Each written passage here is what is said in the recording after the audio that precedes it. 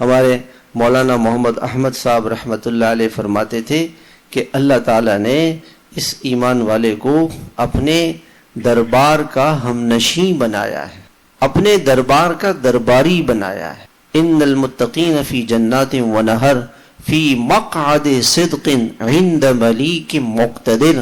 اس آیت کا خلاصہ کیا ہے کہ یہ جنتی، میں اپنے الفاظ میں عرض کر رہا ہوں کہ اللہ پاک اس جنتی کو جنت میں اللہ کی پارلیمنٹ کی سیٹ اس کو ملے گی، یہ اللہ کے پارلیمنٹ کا، اللہ کے دربار کا درباری ہوگا۔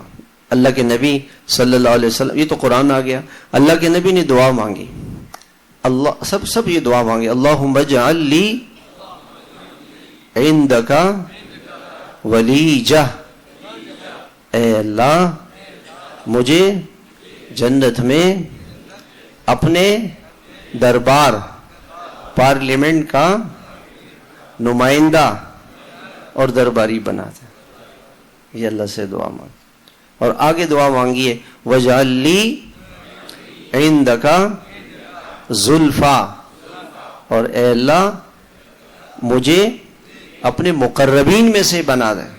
بھئی پارلیمنٹ میں تو سارے ایم این اے ہوتے ہیں، کچھ ہوتے ہیں وزیر، کچھ اور آگے بڑھتے ہیں وزیر اعلیٰ بنتے ہیں، کچھ اور آگے ہوتے ہیں وزیر داخلہ خارجہ بنتے ہیں، کچھ اور آگے ہوتے ہیں وزیر اعظم ہوتے ہیں اسی پارلیمنٹ میں۔